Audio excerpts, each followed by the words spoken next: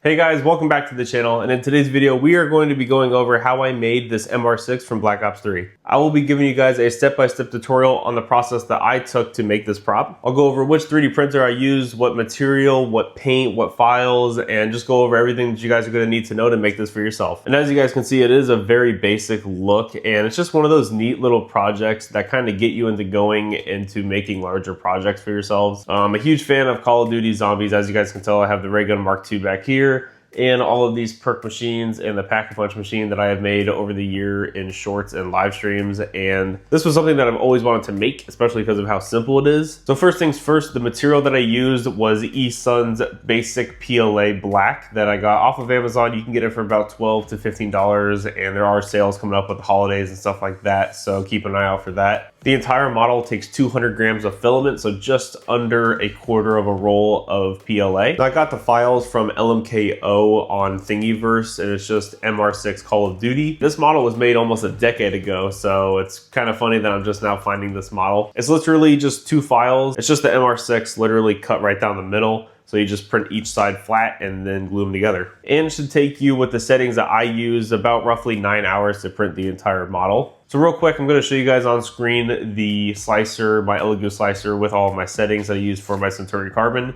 You should be able to apply these to most 3D printers and or just use the settings that you have and would like to keep yourself. I did want to put a little bit more infill, so that way it did have a little bit of weight behind it.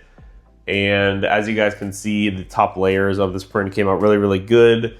A little bit of supports are needed because there are a few overhangs, and I used a brim just so that way there was no issues there. But other than that, super simple print, came off really clean off the bed. Now, once I was done printing off the MR6, I went ahead and cleaned it up with a little bushing tool and nippers.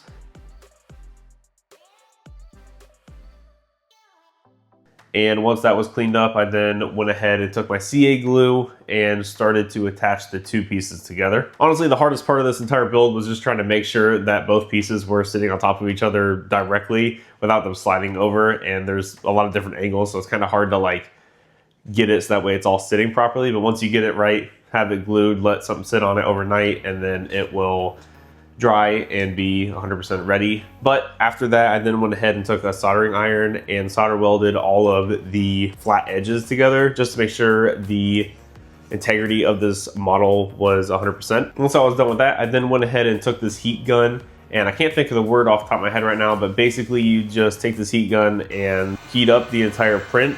And what this will do is, first of all, clean up any stringing or weird imperfections that are on the model already, but also kind of help with the integrity of the print. Can't remember what the process is called, but basically, it's almost like when you do the extra curing on a resin print, but for an FDM print. And once I was done with that, the first thing I wanted to do was figure out what I was going to do with just the base color of the entire print.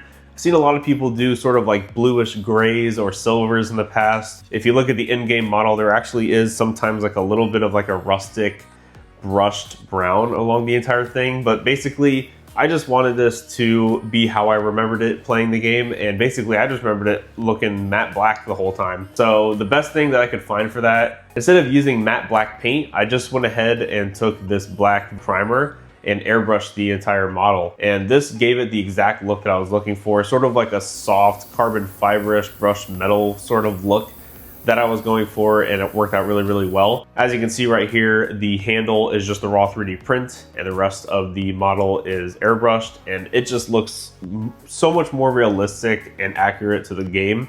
So I just went ahead and hit the entire MR6 with the black primer.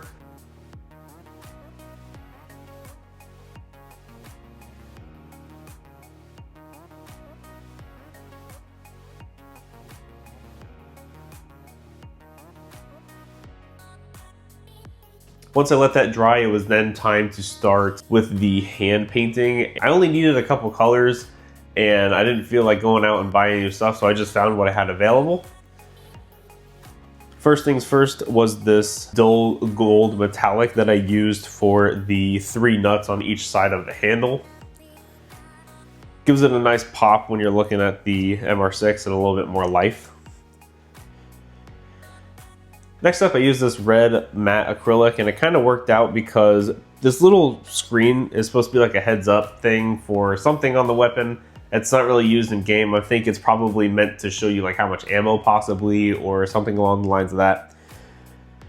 But I went ahead and just painted on the numbers and letters that are shown in the game, and then dabbed them with this shop towel, and it came out pretty good. It's kind of the way I wanted to. My handwriting's a little whack, but aside from that, honestly, if I just used a little bit thinner of a paintbrush, it probably would have turned out a lot better.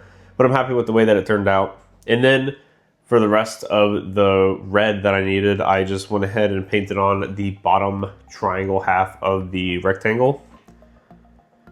Once I was done with the red, it was then time to move on to the green. First thing I had to do was paint the other side of that rectangle. And then on the back of the barrel near the sights, there are these 5 little squares that are kind of hard to see, but each of those get a little green dot. And then finally, it was time for the sights, and I used this neon yellow, and this just completed the entire look of the prop. Like I said before, it's a super simple project, but honestly, when you get finished with it and it looks exactly like it did in the game, it's pretty awesome. And that was it. I was deciding on whether or not I should put a top coat on it to protect it, but it is a primer and it doesn't necessarily need to have a top coat on it. It's not as sensitive as paint. So I just went ahead and left it at that. I don't plan on carrying this thing around ever. I'm just gonna put it up on the wall back here and move those 2 little dudes. Super awesome, quick prop. And I just sort of used this project to sort of get myself back into making full-fledged props. Spent a lot of my time over the past year just trying to make as much and do as much as I can, and I feel like I completely neglected the full long form videos that I used to make when I used to build props like Iron Man helmets and Mando helmets and stuff like that. And I want to get back into doing that. And if you're wanting to make something a little bit more advanced than this prop, like that Ray Gun Mark II, go ahead and click on this video right here, and this will bring you to my full tutorial on building the Ray Gun Mark II. And click on this button right here to subscribe to my channel for more 3D printing content. Thank you guys for tuning in to another video, and I'll see you all in the next one.